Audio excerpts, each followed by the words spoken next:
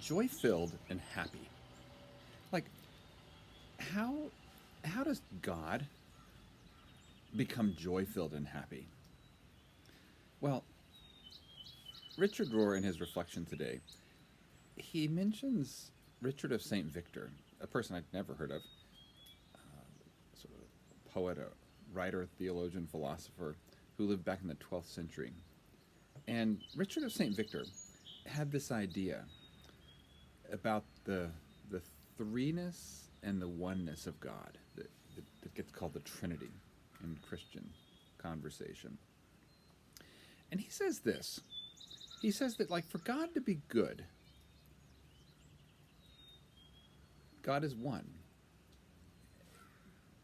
But but Rohr says no one necessarily likes a monarch who holds power as one. He says that for God to be loving, God has to be two, so that there are two sources of love between which love can flow.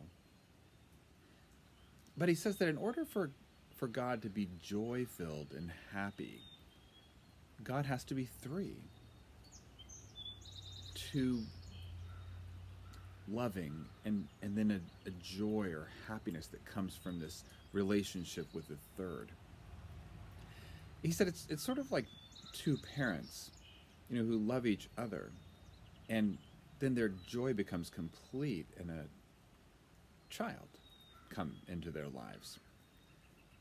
So that joy then can circle around instead of just going between two poles. He calls it friendship, that the Trinity allows for this friendship within God's own self. And therefore, it models this idea of friendship for us, where instead of being all alone, or instead of just being two people between whom, a love or a synergy moves, that once there's a third person involved, then there's this circular motion of this joy, this friendship, this love in motion that never ends. So it's as if in the Trinity, love begins in one place, it moves to a second place. That person then receives and transmits the love, the joy, to this third person who's the beneficiary. So like the origin, the recipient, the transmission, and the third person is the beneficiary.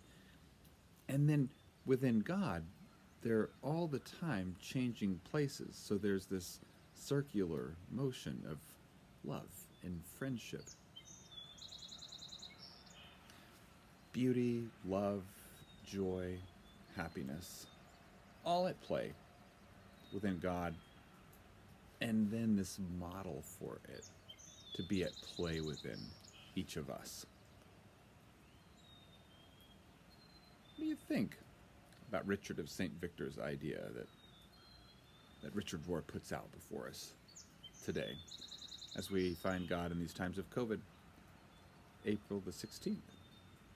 Blessings on your friendships, blessings on your love, blessings on all those things that stay in motion in your life, leading you to a deeper way of living in the world and loving in the world, full of beauty, full of happiness, full of joy.